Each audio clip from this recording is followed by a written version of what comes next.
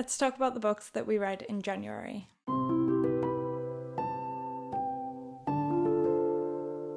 Hi everyone, it's Sarah and this is my January wrap-up video. First wrap-up video of the year and first wrap-up video ever on this channel. Let's look at some quick statistics just so I can look back at them at the end of the year and see how my reading changes throughout every month. In the month of January, I read 12 books. It's 11 books officially, but by the time this video is out, I will have finished another book as I'm pre-recording this before the end of the month. So I'm planning on finishing a 12th book. I'll mention that at the end and I'll just throw a quick star rating up on the screen for you to get an idea of what I rated it. It's fine that I'm not reviewing it as it's part of a manga series, so I won't be going over that volume in particular, but I will be mentioning the series in this video anyway. Of the 12 books that I read, 11 of those books were off my physical TBR, so I'm really proud of that. One I borrowed from the online library through BorrowBox, and I borrowed the ebook and the audiobook version for that one. Of the 12 books that I read, 9 of those were full length and the other 3 were mangas, and one of those also included a young adult. There's certain statistics I want to involve because if you've seen one of my previous videos, I'll link it above somewhere. I mention for one of my goals I want to read more young adult. There's certain genres I want to read more of, so that's why I want to involve these statistics so I can look to see how much I'm actually achieving of that every month. One of those goals was reading more young adult, so I read one of those this month. I think it was just the one. No, it was one young adult novel, but one of the manga series is a young adult as well, so we'll include that too. So I read 3 young adult books altogether. I also read 1 non-fiction this month. It was non-fiction / true crime. I also read 1 romance book and 1 historical fiction book. The rest was generally thriller, but they also included genres. They had like a mix of genres where it was like thriller horror, thriller post-apocalyptic, there was a bit of sci-fi. 7 of the books I read this month were 4 stars, 3 of the books that I read this month were 3 stars, and 1 got a 2-star rating, and then the last book at the end that I'll be mentioning will be included in the star rating somewhere, but I obviously don't know how I'm rating it yet. I also want to put a little reminder up here to maybe check what statistically out of the books that I did read, how many of them got changed into movie or TV adaptations, because I didn't mention this as like an official goal, but it's just a lighter goal that I want to watch more TV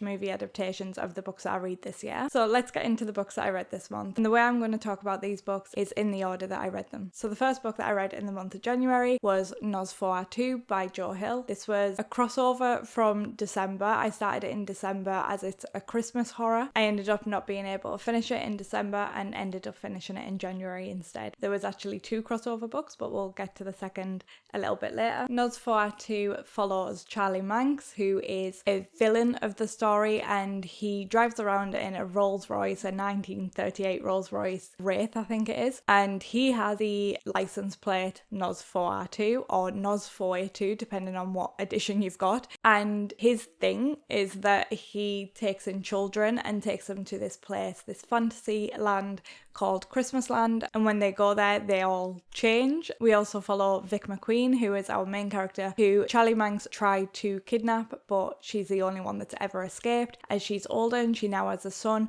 Charlie Manx is back to take her son. So we follow that story of them two kind of fighting against each other, and we experience the car and Christmasland, and all around it was a very fun story. This was a reread for me. I read it back in 2018 for the first time, I think. I did say to myself one year that I would reread it every year around Christmas, but I've now realised that I don't enjoy rereading books year after year, as I think after rereading them so many times they still stick in my brain. It's not as enjoyable of an experience as it is rereading it years later where you've got a lot of the details. The way I'd sum this up is it's 700 pages of a fun and thrilling ride. I give this book a 4-star. I would have given it a 5-star, but Joe Hill, if anyone didn't know, is Stephen King's son, and there was parts in this book that reminded me of Stephen King's writing a lot, and the parts that I don't really enjoy. There's some writing that I don't think was necessary, but for the most part it wasn't as bad as some of Stephen King's books, and it was very fun. It's hard to not compare them, but I definitely think this is a unique, fun story. And for 700 pages, it's still a very easy read. The chapters are very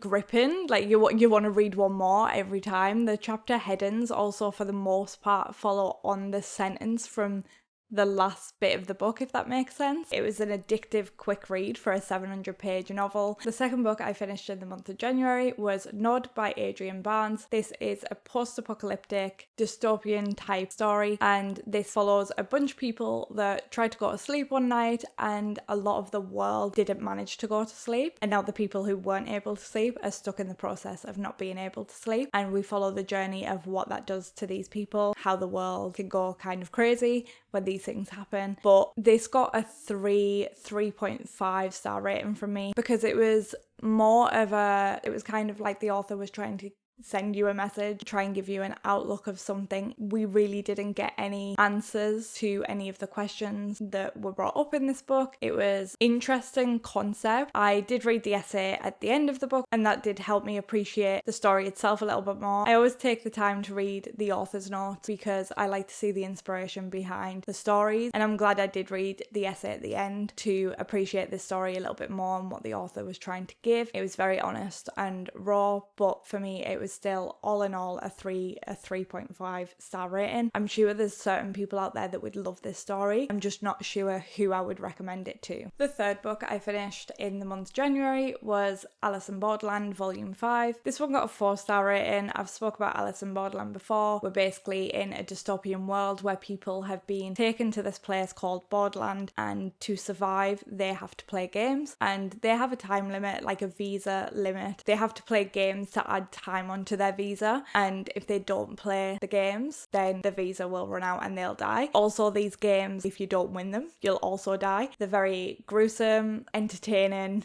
thrill-seeking games. I think the games themselves are very strategically well done and smart, and if you've seen one of my other videos, I can't remember where I mentioned it, but I did mention that the reason I picked up this manga series was because I watched the TV show adaptation first and I fell in love with it. This is a great manga series. It got a 4-star rating. Some of the volumes have had a 5-star rating. I think the first few got a 5-star rating straight up. This one got a 4-star rating because there was a couple of little side stories that followed some other characters that I think was really done well in the show, because I really loved following those characters. But in this volume, it felt like it took you away from the main story. So I think I would have enjoyed it more if those stories were put into a separate volume so they could stand on their own and we could follow the main story without being taken away from it. The next book I read was another manga, and this was Bleach Volume 11. We follow Ichigo, who is able to speak to hollows in this world, and he ends up getting into a fight, I think, with a hollow. There's another character who comes into it that tries to help him out. She's called Rukia. She lends some of her powers to Ichigo as she's a soul reaper, and he ends up taking all of her powers away, and from there he's really powerful. This is a young adult manga series, and I think it's done really well. It's a series I never thought I would thoroughly enjoy from the get-go, so I'm really surprised. I know a lot of people love it, but I was seriously surprised from reading the first volume that I enjoyed it as much as I did. This one got a 4-star rating. I won't be going into the later volumes in itself because it'll all just be spoilery, but this series has a great cast of characters that I love to follow. The next book that I finally finished in the month of January was The Book Thief. I started The Book Thief in the month of December and managed to finally finish it in January. This again is another reread. I hadn't read this since 2016, so I was both excited and nervous to pick this up. From the get-go, I realised why I love this so much. The writing is truly amazing. We follow Def as the narrator of this book, and he is following Liesel,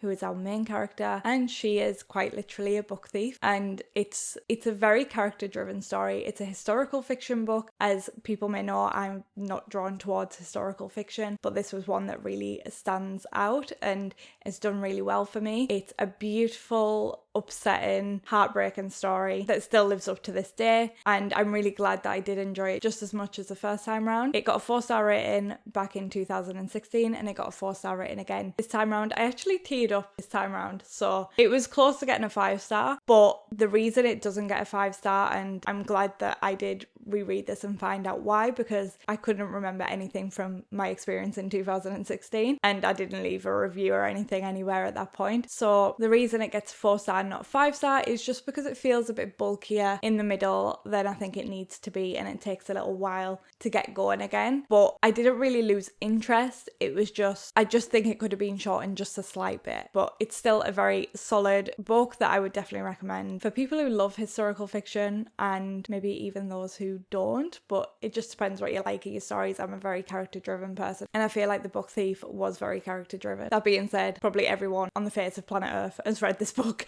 by now. It's quite an old book. I'm not sure when it got released, but I know I read it in 2016. The next book I finished was A Wanted Man by Lee Child. I believe this is the 17th book in the Jack Reacher series. I rated it a 3-star. It was just mediocre. It was good to be back with Reacher. Jack Reacher now has a TV series adaptation as well on Prime, and me and my partner have been enjoying that. But I'm starting to find some annoyances in these books, and it's took me a long time to get back into the series. I've picked up A Wanted Man 3 or 4 times now and gave up after a couple of chapters because I've just not been intrigued enough to go back to it. The Jack Reacher books can all for the most part stand on their own as standalones. There's 1 or 2 crossovers, but you can pretty much pick up any book in the series and start off from there. The books seem to just follow the same step-by-step rules, and I think that's what I'm getting sick of. From start to finish, we kind of know what we're expecting. It is a comfort read. It's a comfort series, comfort character that we're following. But at this point, so far into the series with no character development and no change, I think I'm getting a little bit fed up of the repetitiveness. There has been some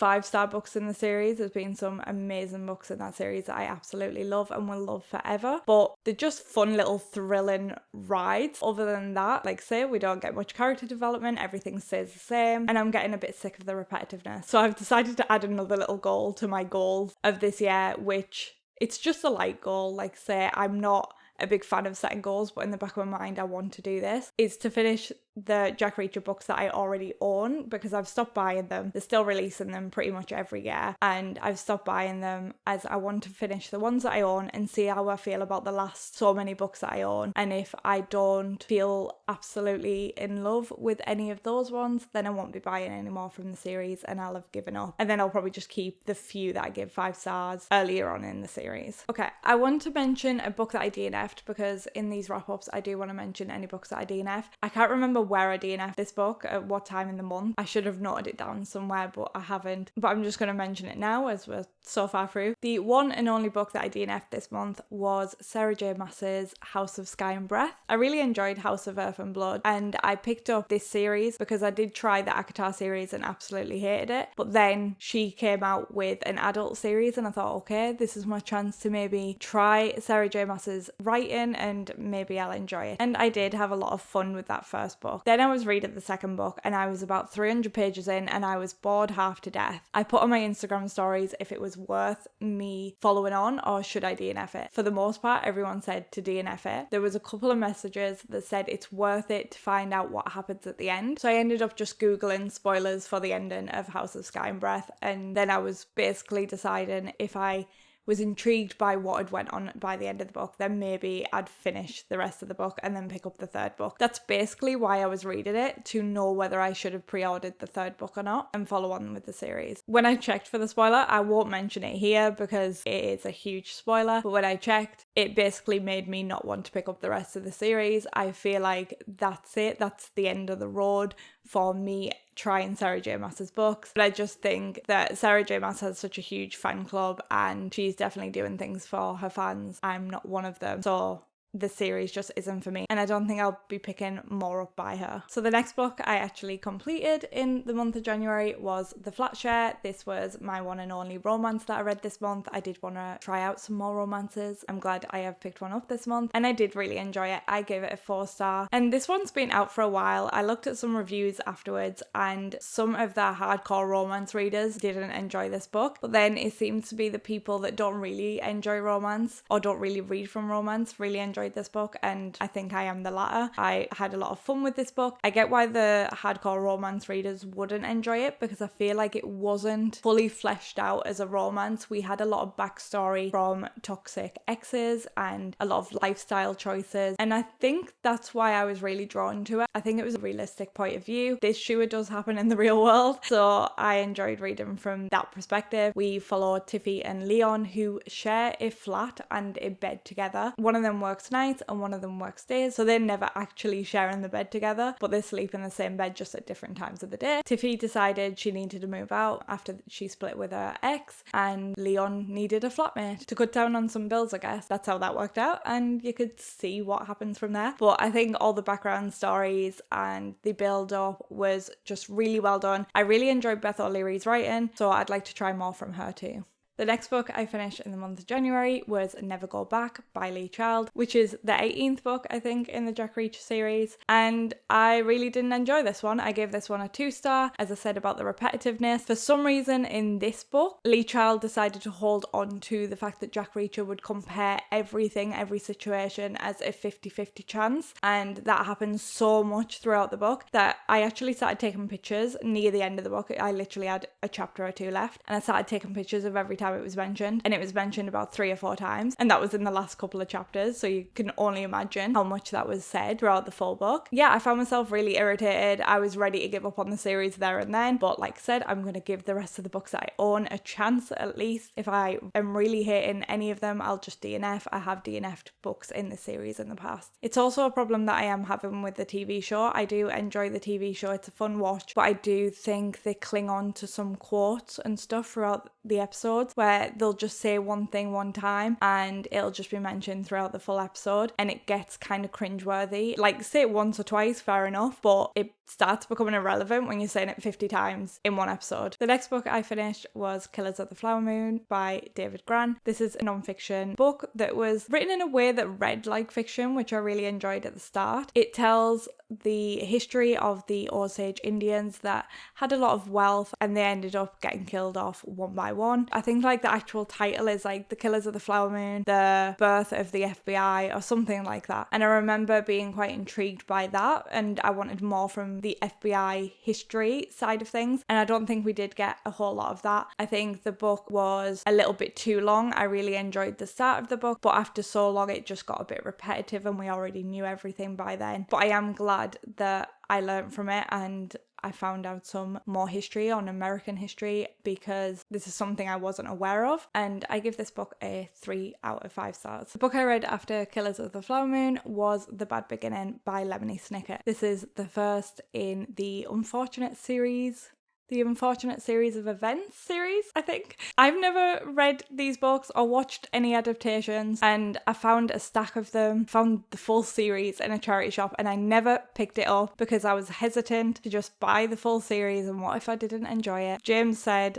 that they are really good books and I should try them out, so I found them free on BorrowBox on my library app and decided to give it a go. I read the ebook and listened along with the audiobook. I would recommend listening to the audiobook because it was like a full cast production. There was sound effects and I had a really fun time with it. This is a depressing story of 2 orphans that get taken in by a family member, and the orphans will eventually come into wealth, and the family member wants the kids for that reason. He's called Count Olaf and he isn't a very nice man, and we follow this really depressing series of unfortunate events in the first book at least, and I'm sure it's just gonna keep on going through every book. I thoroughly enjoyed this read. For the first time in a long time, I was sat with my blanket and I was reading this ebook. I know I had my audiobook on as well, but I was fully focused on the ebook. Usually I get distracted and I'm picking up my phone and I'm looking off into the abyss, even if I'm enjoying the book, but I was fully immersed in this story. The storytelling was amazing. It got a 4-star rating from me. The reason it didn't get a 5-star was just because it didn't give that like proper 5-star feeling, and there was also just a couple of things that as a young adult book, even like take out the scary bits, take out the nasty man, I still think there was things that was mentioned in this book that I was like, I would want my kid reading this. I don't know if it's young adult or like middle grade. I don't know the age ranges for this series, but for me there was just a couple of things I would have taken out before making this a young adult book, but it was still really fun. It was still really enjoyable. well, and I get why it's so loved. I can't wait to move on to the rest in the series. The next book that I finished in the month of January, and this is the last official book that I've finished this month, was Winterworld by AJ Riddle. This is the first in an apocalyptic sci-fi series where we follow Emma and what was his name? James. Oh God.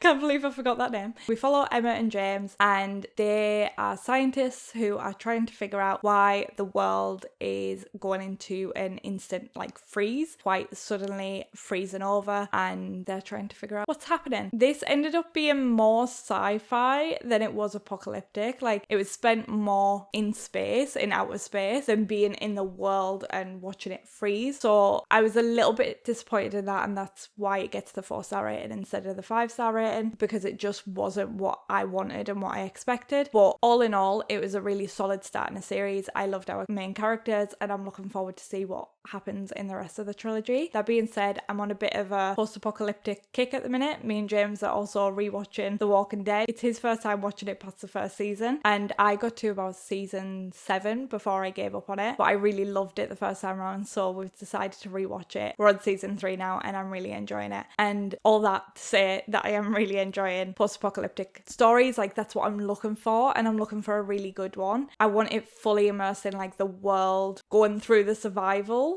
aspects of things as they do in the early seasons of Walking Dead. So if you have any recommendations, don't recommend me The Stand by Stephen King. I've already read it and I absolutely hated that book. It was such a waste of time. But if you have any other recommendations, maybe some that I've never heard of, please throw them my way. I'd love to get my hands on some more post-apocalyptic stories. The last book I'm going to mention quickly that I haven't finished yet, but I will have finished by the end of this month, is volume 12 of Bleach. This was my star rating for the book. Those were the 12 books that I read in the month of January. Let me know what you read in the month of January. I didn't get any 5 stars this month, which I'm quite sad about. It was all very 4, 3 stars. I did have some really fun reads. My favourite of the month was probably the Lemony Snicket, The Bad Beginning book, which is quite surprising, but I'm so happy about it. But I would have loved a 5-star. I feel like it was somewhat of a mediocre reading month, but I've also really been enjoying reading, so I can't really complain. I think this is the first time through 2023 and this year as well, I've been back in the mindset that I was in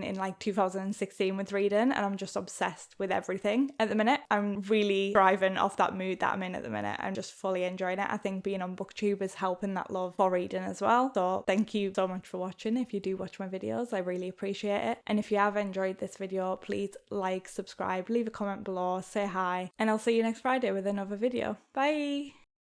We follow Emma reading and slowed down. Do you know how I test my mic now?